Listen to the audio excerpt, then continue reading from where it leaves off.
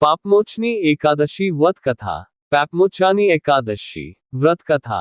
अर्जुन ने भगवान श्री कृष्ण से कहा, हे मधुसूदन, आपने फाल्गुन मास के शुक्ल पक्ष की एकादशी अर्थात आमल की एकादशी के बारे में विस्तार पूर्वक बतलाया। चैत्र माह के कृष्ण पक्ष में आने वाली एकादशी का क्या नाम है तथा उसकी विधि क्या है?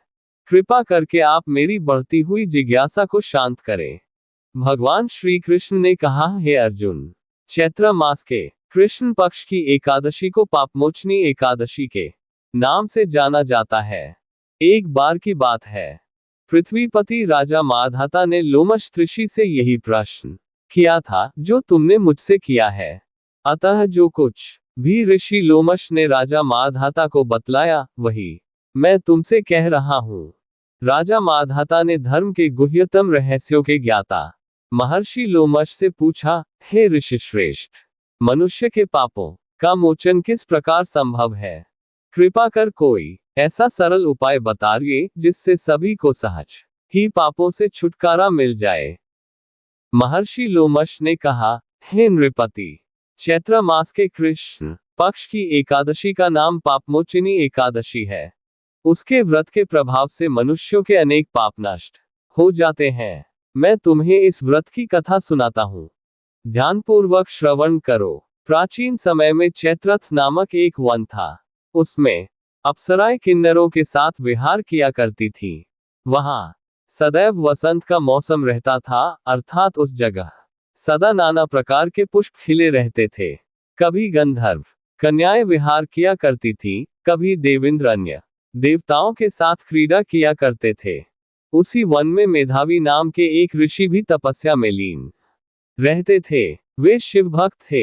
एक दिन मंजूरघाषा नामक एक अप्सरा ने उनको मोहित कर उनकी निकटता का लाभ उठाने की चेष्टा की, इसलिए वह कुछ दूरी पर बैठ वीणा बजाकर मधुर स्वर में गाने लगी।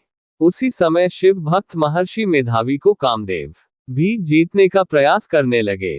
कामदेव ने उस सुंदर अप्सरा के भ्रू का धनुष बनाया, कटाक्ष को उसकी प्रत्यंवा बनाए और उसके नेत्रों को मंजूघोषा अप्सरा का सेनापति बनाया।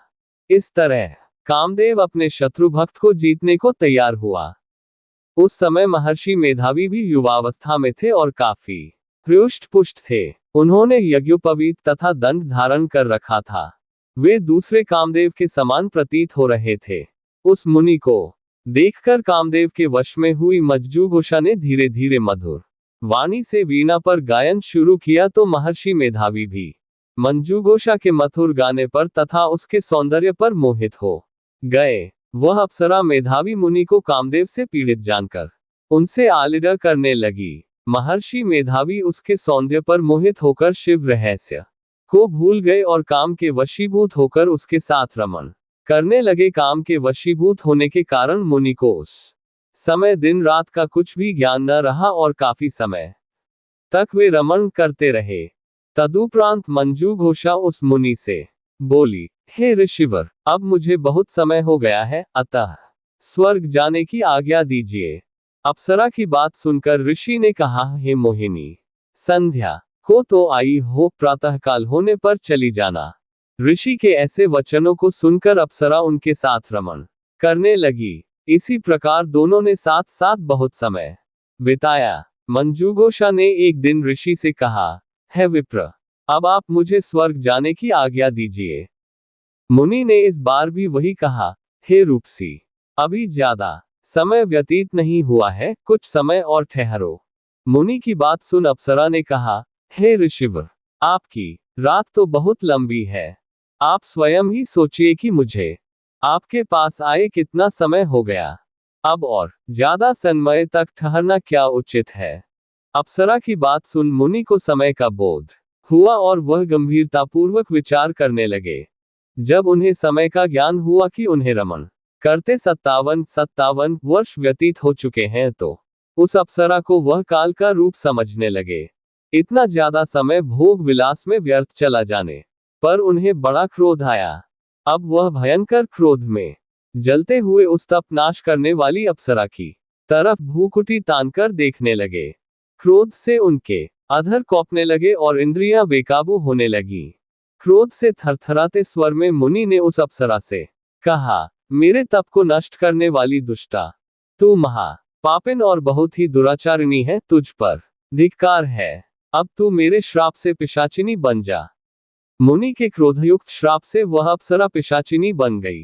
ये देख वह व्यथित होकर बोली, हे ऋषिवर, अब मुझ पर क्रोध त्याग कर प्रसन्न होइए और कृपा करके बताइए कि इस शाप का निवारण किस प्रकार होगा। विद्वानों ने कहा है, साधुओं की शरणत अच्छा फल देने वाली होती है और आपके साथ तो मेरे बहुत वर्ष व्यतीत हुए हैं, अतः अब आप मुझ पर प्रसन्न हो जाए, अन्यथा लोग कहेंगे कि एक पुण्य आत्मा के साथ रहने पर मंजूघोषा को पिशाचिनी बनना पड़ा। मंजूघोषा की बात सुनकर मुनि को अपने क्रोध पर अत्यंत ग्लानि हुई, साथ ही अपनी अपकीर्ति का भय भी हुआ। अतः पिशाचिनी बनी मंजूघोषा से मुनि ने कहा, तूने मेरा बड़ा बुरा किया है, किंतु फिर भी मैं तुझे इस श्राप से मुक्ति का उपाय बतलाता हूँ। चैत्र मास के कृष्ण पक्ष की जो एकादशी है उसका नाम पापमोचिनी है। उस एकादशी का उपवास करने से तेरी पिशाचिनी की देह से मुक्ति हो जाएगी। ऐसा कहकर मुनि ने उसको व्रत का सब विधान समझा दिया।